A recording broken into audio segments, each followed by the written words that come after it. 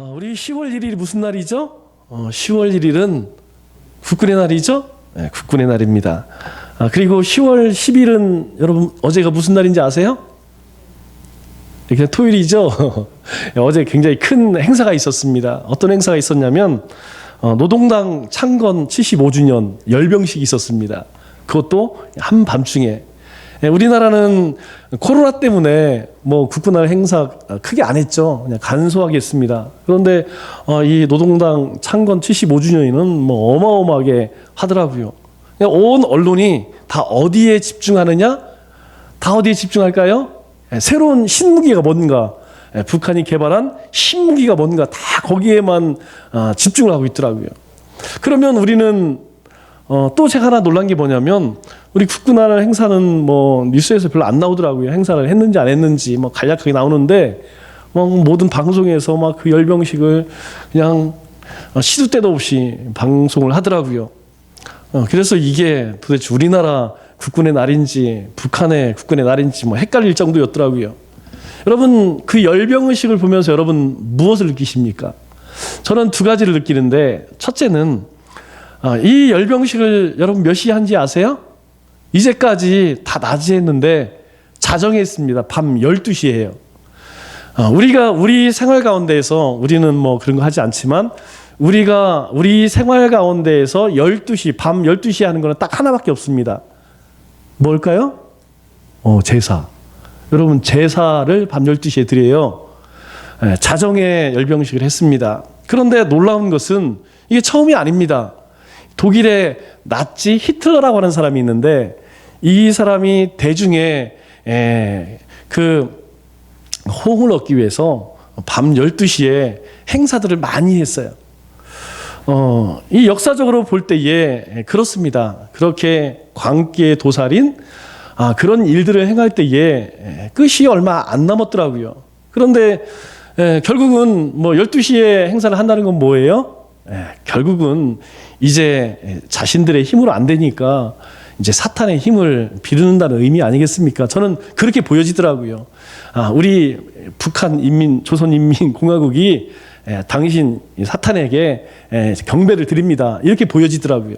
또 하나는 무엇이냐면 김정은이가 연설을 하면서 그런 얘기를 해요. 사랑하는 남녘 동포들 뭐 이런 얘기 하더라고요. 그러면 도대체 김정은이가 사랑하는 남녘 동포는 누구를 얘기할까? 적어도 우리는 아닌 것 같아요. 적어도 그리스도인들은 아닐 겁니다. 여러분 지금 중국도 마찬가지고 공산권에서 처형대상 1호는 항상 기독교인들이죠? 그럴 수밖에 없죠. 그러면 이 사랑하는 남녘 동포들 그들은 누구를 지칭하냐? 저는 적어도 그 북한 정권의 부역자들을 저는 그들이 이야기하는 사랑하는 남녘 동포들이라고 생각을 합니다. 그 이야기는 무엇이겠어요? 이제 연대하자는 것이죠. 연대한다는 건 무엇입니까? 결국 이 땅 가운데에 하나님이 기뻐하지 않는 그런 나라를 만들자라는 거 아니겠습니까? 여러분 오늘 우리 대표 기도를 통하여서 우리가 처한 상황에 대해서 아주 중요한 부분을 기도해 주셨습니다. 우리가 이 시대를 읽을 수 있는 눈이 참 필요해요. 지금 당장 나에게 어떤 해가 오지 않는다고 해서 여러분 안심할 것이 아니고 우리가 평안한 것이 아닙니다. 지금 이 시대가 어떻게 흐르고 있는가 이 영적인 감각이 있어야 한다는 것이죠. 그러기 위해서 우리가 하나님의 말씀을 정확하게 꿰뚫고 있어야 한다는 것이죠. 구약 성경은 지금부터 몇 년 전에 기록되었냐면 3,500년부터 한 1,500년에 걸쳐서 기록되었어요. 그리고 신약 성경은 2,000년 전에 기록되었습니다. 3,500년 전에 우리나라는 어떤 시대였냐면 고조선 시대였습니다. 고조선 시대에는 우리가 신화에 나오는 이 당군 신화 있죠? 그래서 우리가 10월 3일 개천절 하늘이 열린다. 그날이 그날이에요. 그래서 뭐 호랑이가 담배를 피고 곰이 마늘을 많이 먹어서 사람이 됐느니 이런 신화가 나오죠. 그리고 예수님께서 십자가에 못 박혀 돌아가실 때에는 원 삼국시대라고 이야기하죠. 주몽이 고구려를 세웠을 때 주몽이 아래서 태어났을 때를 얘기하죠. 그래서 사람들은 그런 이야기해요. 주몽하면 누가 떠오릅니까? 고주몽이 떠오르는 것이 아니고 송일국이 떠올라요. 왜 그러냐면 우리 역사 드라마 가운데에서 이 주몽 역할을 송일국이 했거든요. 마찬가지로 태조 왕건하면 누구를 떠오르냐? 태조를 떠오르는 것이 아니고 그죠? 최수종을 떠올리죠. 고구려를 건국하고 백제 신라가 막 시작되던 그런 시기죠. 이 시기에 살았던 사람들이 생각했던 하나님은 오늘날 우리가 생각하는 하나님과는 차원이 다른 그런 하나님이었습니다.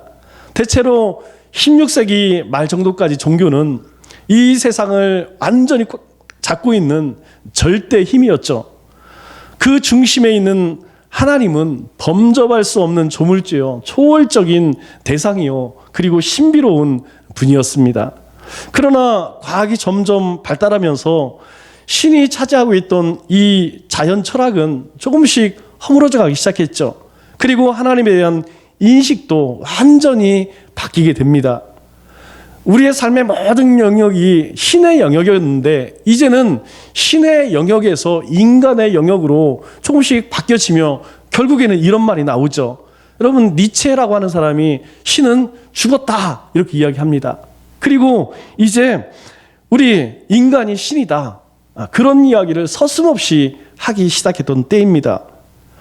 안타깝지만 18세기 이후로 기독교는 과학을 의식하고 과학을 경계하면서 점점 과학적 사고로 바뀌어가면서 어떻습니까? 전통적인 이 기독교 영성의 불도 꺼져가기 시작하죠. 그런데 놀랍게도 오늘날 기독교인들은 우리가 신앙생활을 하면서 우리 자신의 신앙생활을 어떻게 생각하느냐? 성경 그대로 하나님을 믿는 정통 그리스도인으로 그렇게 생각을 하고 있죠. 성경이 쓰여졌던 그 시기에 살았던 사람들이 인식했던 하나님과 오늘 우리가 생각하는 하나님과는 사실 전혀 차원이 다른 그런 하나님이었습니다. 여러분, 그것을 어떻게 할 수 있을까요? 제가 요즘 우리가 성경 말씀 대행지를 하고 있죠. 우리가 말씀 대행지를 하면서 창세기를 읽으시면서 여러분, 그 하나님이 어떻게 보여지십니까?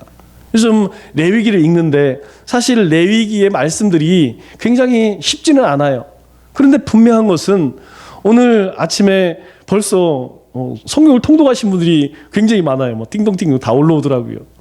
저도 아침에 레위기를 쭉 읽으면서 무슨 말씀이 와닿느냐? 나는 여호와라, 이런 말씀을 계속 반복하셔요.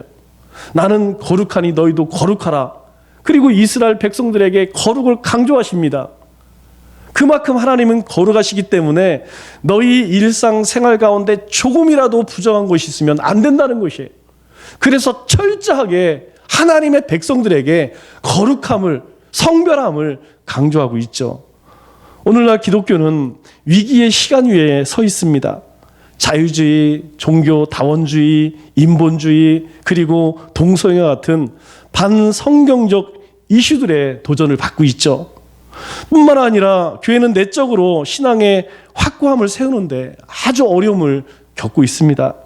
이미 잘 알려진 대로 신앙적이고 도덕적인 문제에 있어서 사실 그리스도인들과 비그리스도인들의 선택의 차이가 아주 미미해요. 이 말이 무슨 말입니까? 하나님을 섬기는 사람들이나 믿지 않는 사람들이나 삶의 모습 가운데에서 큰 차이가 없다는 것이죠. 이것은 우리 신앙의 성숙과 또 신앙 교육에 있어서 큰 문제가 있다는 것을 우리는 발견할 수가 있습니다. 또한 지금 이 시대에는 무슨 시대라고 이야기합니까? 코로나 시대라고 이야기하잖아요. 이 코로나의 재앙의 영향으로 이제 교회도요, 새로운 존재 방식을 찾아야 하는 그런 위기의 시대를 우리는 살아가고 있습니다. 오늘 본문 말씀을 보면 16절에 이렇게 시작을 합니다. 어떻게 시작하냐면 그때에 라고 하는 말로 시작을 하죠. 그러면 이 말라기 선지자가 이야기하는 그때는 언제를 말할까요? 우리 13절로 15절 말씀을 천천히 한번 보도록 하겠습니다. 하나님께서 그때에 대해 이렇게 이야기합니다.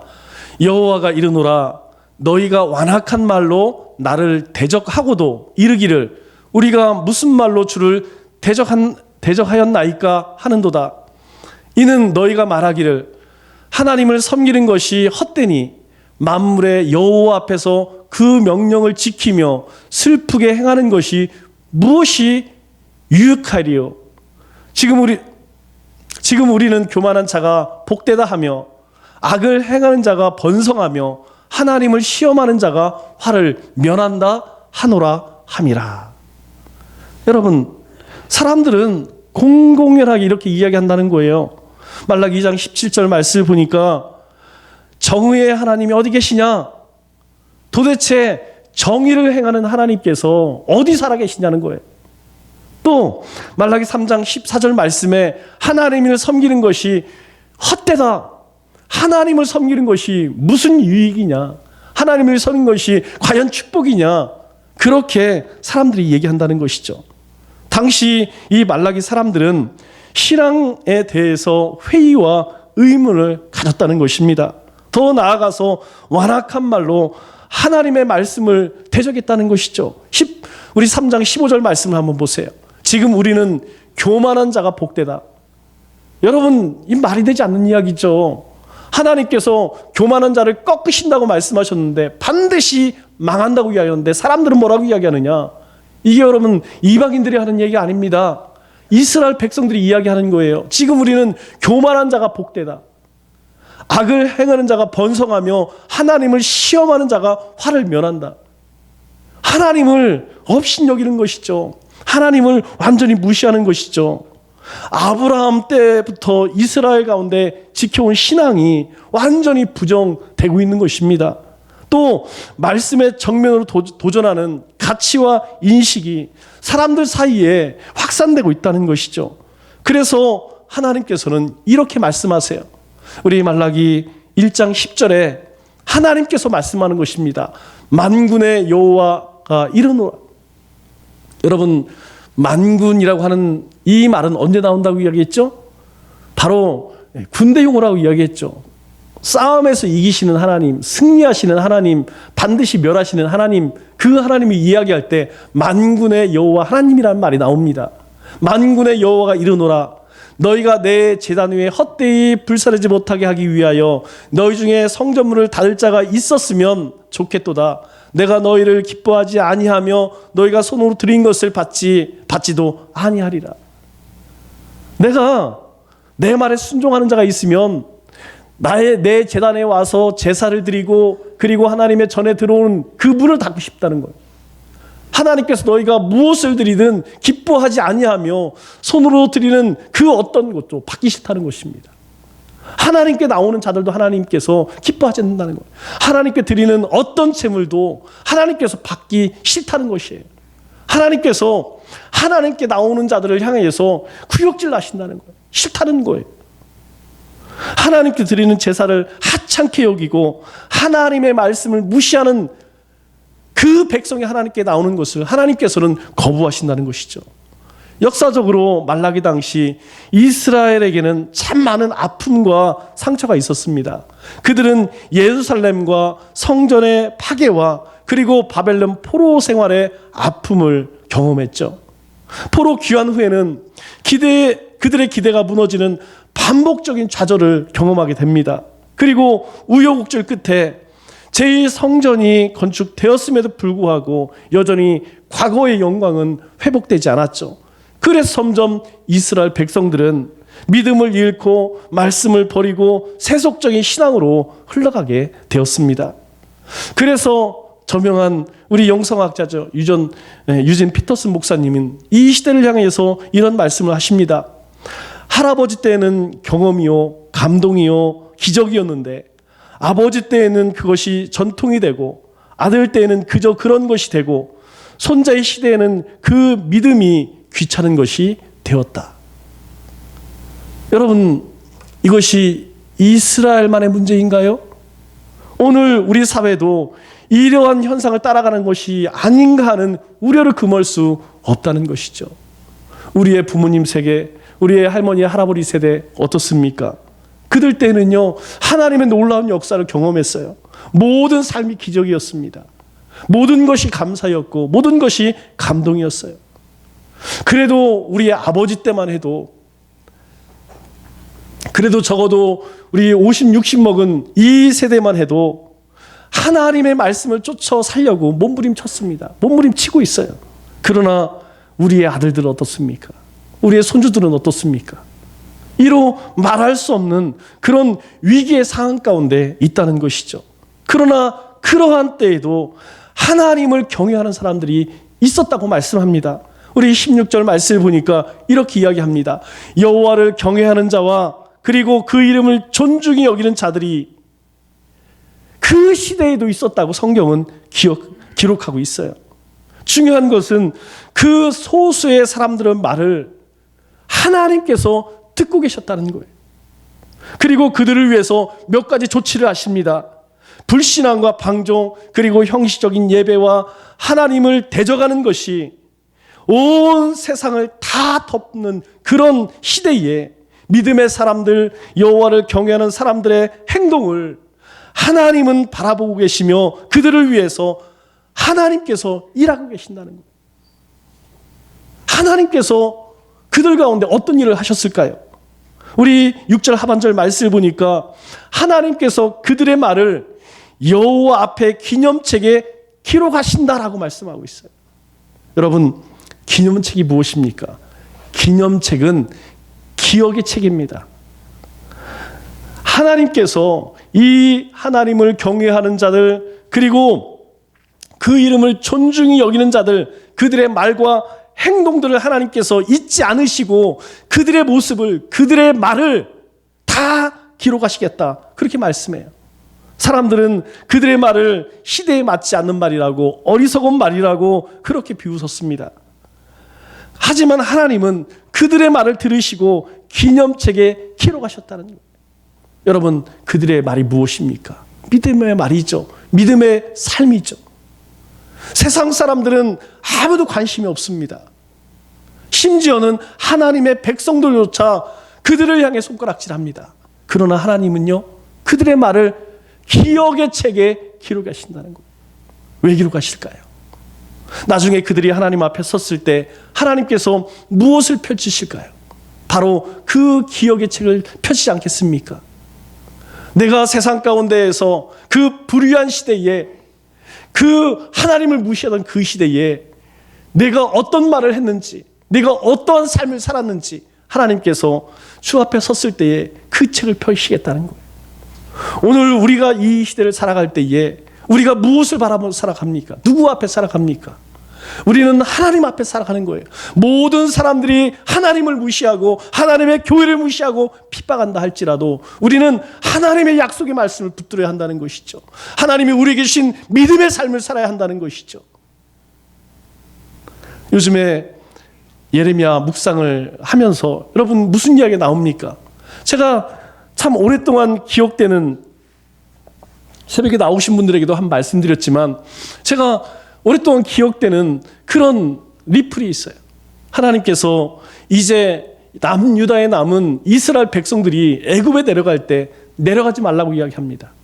하나님의 뜻이 아니라고 이야기해요. 그럼에도 불구하고 남은 사람들이 애굽으로 내려가게 되죠.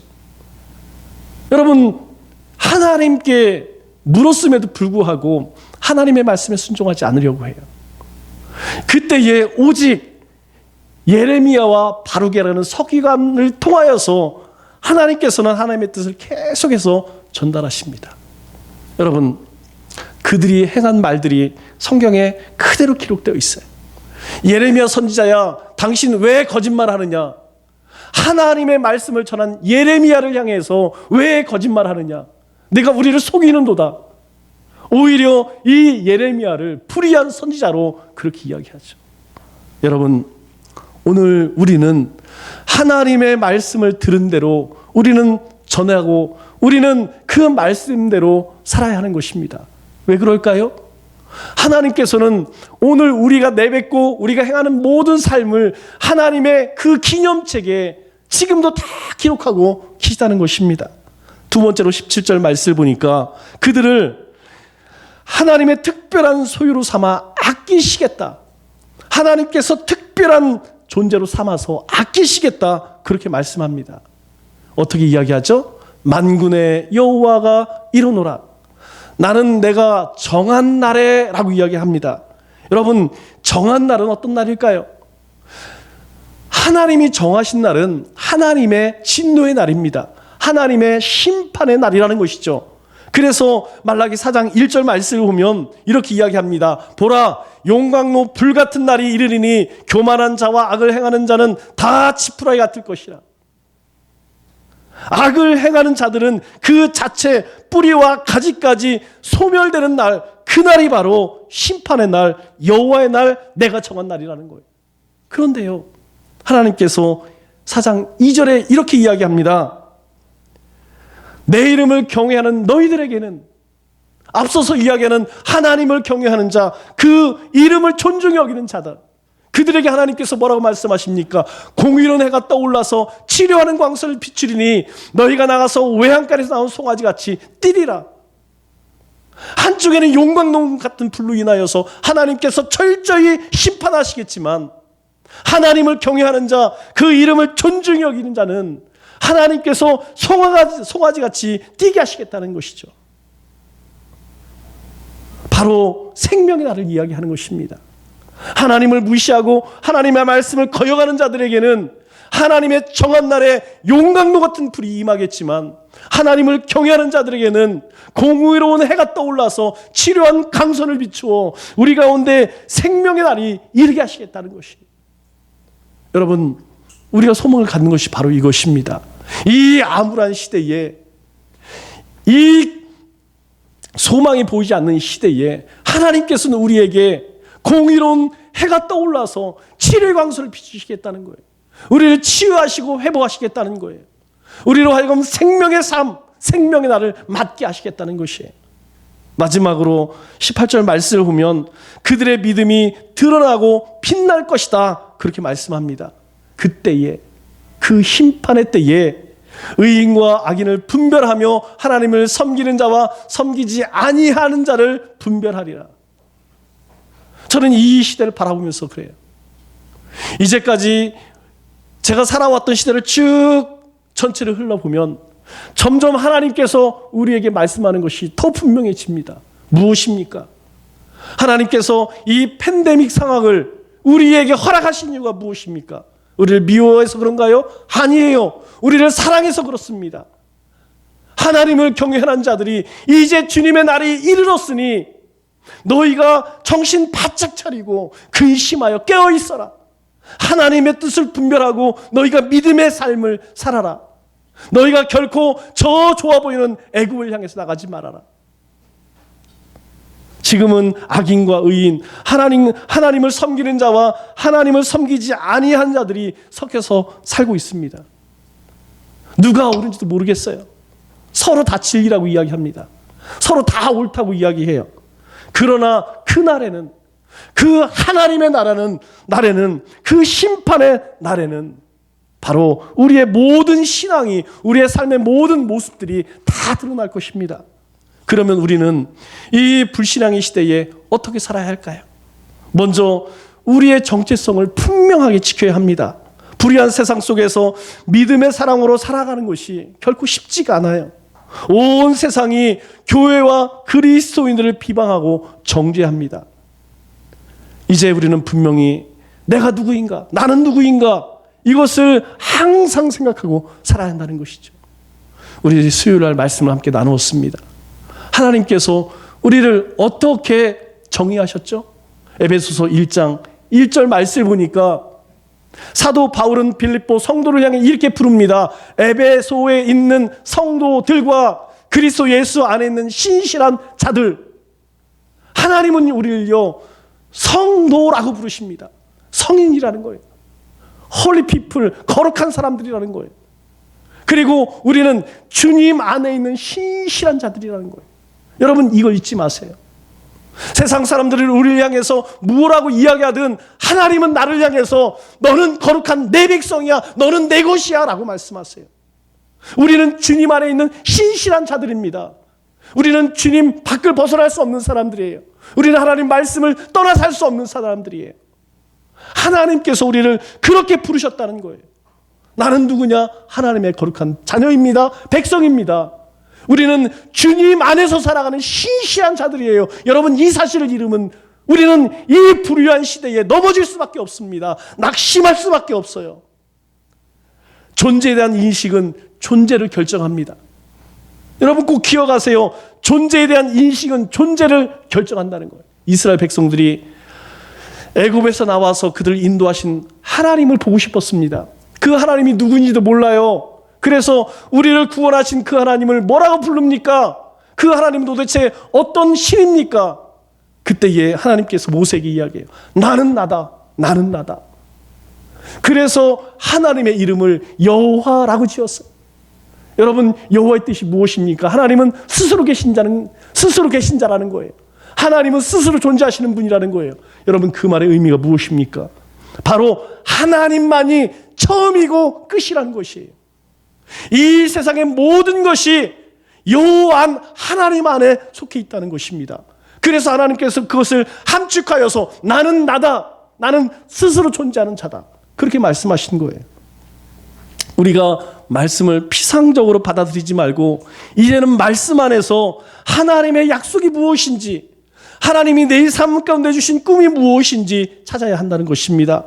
그리고 고단하고 불신앙이 만연한 이 시대를 헤쳐나갈 수 있는 성도의 근본적인 힘이 어디에 있느냐? 바로 우리의 정체성 안에, 우리의 이름 가운데 있다는 것입니다. 에스겔 선지자는 말라기 선지자와 함께 이 신앙의 심각한 위기의 시대를 함께 살았던 사람입니다. 여러분, 말라기 선지자는 이스라엘 백성들이 돌아와서, 그리고 이 에스겔 선지자는 포로 끌려갔을 때에, 그때에 남아있는 이 남유다 백성들과 함께 있었던 선지자는 예레미야 선지자예요. 여러분, 다 함께 하나님 앞에 쓰였던 그런 시대의 선지자들입니다. 이 에스겔은 제사장 가문에서 태어났어요. 그리고 25살 되던 해에 왕과 함께 바벨론으로 끌려갑니다. 그리고 그곳에서 제사장으로서 그가 할 수 있는 일은 아무것도 없었습니다. 왜 그럴까요? 포로로 끌려간 그들이 제사를 드릴 성전이 있었겠습니까? 아니면 제사를 드릴 만한 어떤 물품들이 있었겠습니까? 성전도 없었고 그들 가운데 제사도 없었어요. 에스겔은 자신의 꿈을 펼칠 수 있는 그런 절망 가운데에서 살아야 했습니다. 그런데 에스겔은 그 절망의 자리에서 하나님의 부르심을 받고 하나님의 거룩한 선지자로 쓰임받았다는 거예요. 여러분, 그 시대에 포로로 끌려간 제사장이 에스겔 한 사람이었을까요? 아니에요. 수많은 제사장들이 포로로 끌려갔습니다. 그런데 그 많은 선지자들 가운데서 이 에스겔은 하나님의 손에 붙들려서 그렇게 쓰임받았다는 사실이에요.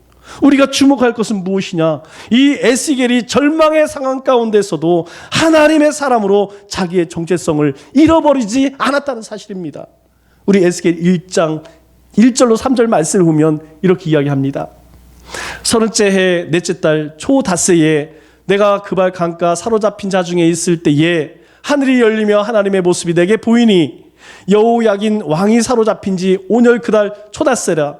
갈대 땅 그발 강가의 여호와의 말씀이 부시의 아들 제사장 나 에스겔에게 특별히 임하고 여호와의 권능이 내 위에 있으니라.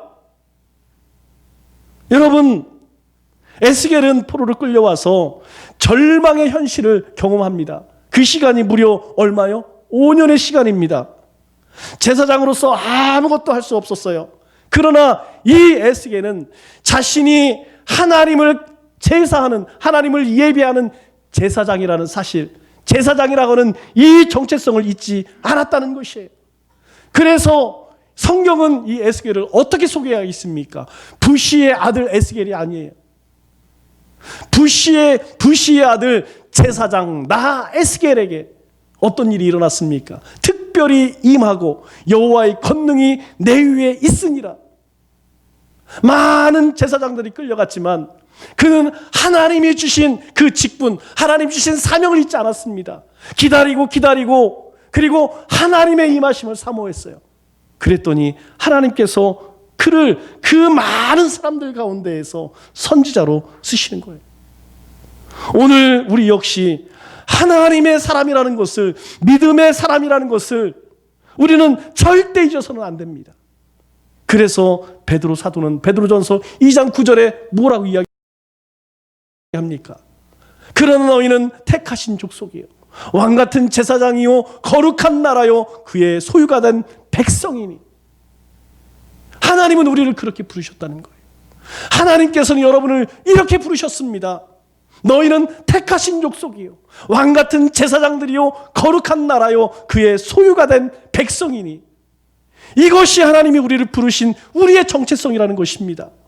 시대가 변하고 악할지라도 우리는 디모데전서 6장 1절의 말씀처럼 오직 너 하나님의 사람아, 우리는 하나님의 사람이라는 것입니다. 우리는 그렇기 때문에 성령의 음성을 기억하고 하나님의 사람으로 살아야 한다는 것이죠.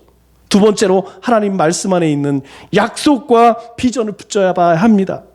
하나님의 사람들이라고 해서 고단한 현실에서 열애가 되는 것이 아니에요.